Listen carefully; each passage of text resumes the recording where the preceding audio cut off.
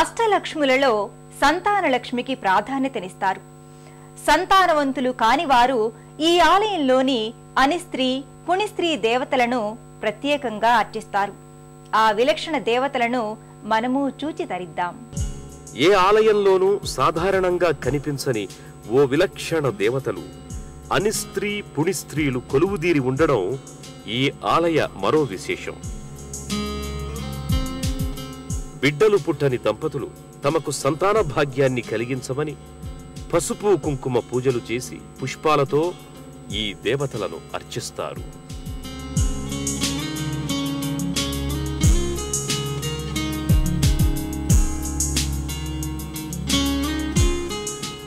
పక్కనే మరో మందిరంలో శ్రీ సీతారామచంద్ర స్వామి వారు భారీ చక్రాంకిత స్వర్ణ తోరణం కింద కొలువై ఉన్నారు.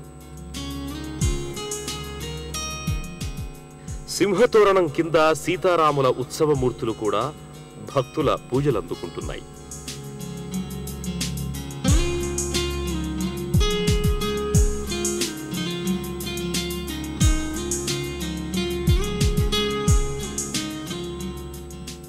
రామపాద ముద్రిత పీఠం కూడా భక్తుల కైమోడ్పులందుకుంటోంది.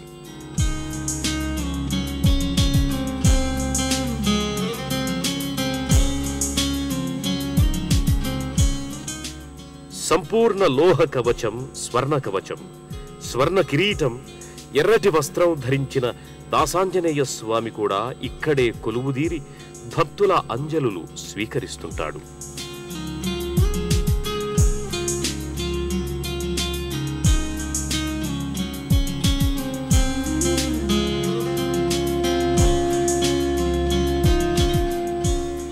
మరో మందిరంలో సరస్వతీదేవి పాలరాతి విగ్రహం ముగ్ధమోహనంగా దర్శనమిస్తుంది.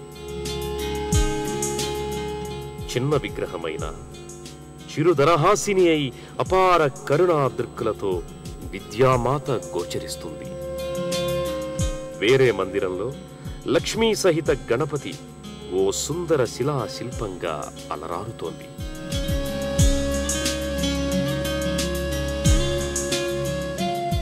విస్తరించిన చతుర్భుజాలలో వివిధ ఆయుధాలు ధరించి కుడివైపుకు తిరిగిన తొండంతో చెంత దేవేరితో దర్శనమిస్తాడు స్వామి.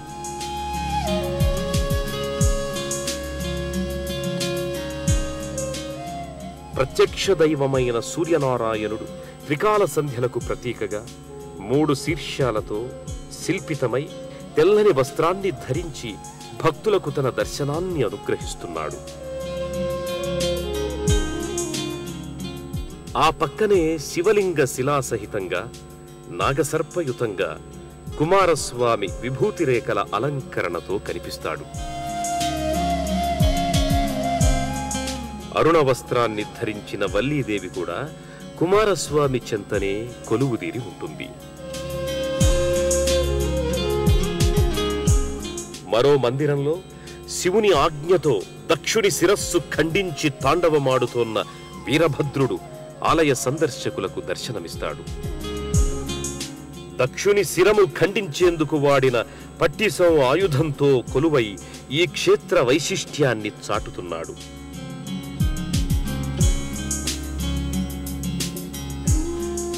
జంటనాగుల ప్రతిమలు వరుసగా పూజలందుకునేందుకు ప్రతిష్ఠితమై ఉంటాయి.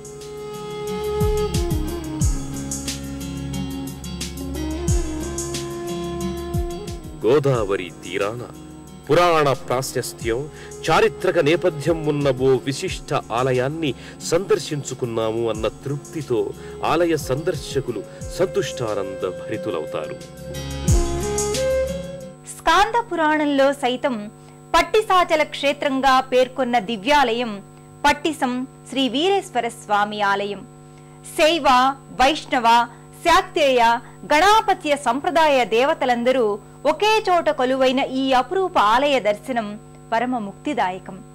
వీరేశ్వరుడి రూపాన దర్శనమిచ్చిన ఆ సర్వేశ్వరుని కరుణా కటాక్ష వీక్షణాలు మనందరిపై సదా కురియాలని కోరుకుందాం. మరో తీర్థయాత్రలో మళ్లీ కలుసుకుందాం. అంతవరకు సెలవు. నమస్కారం.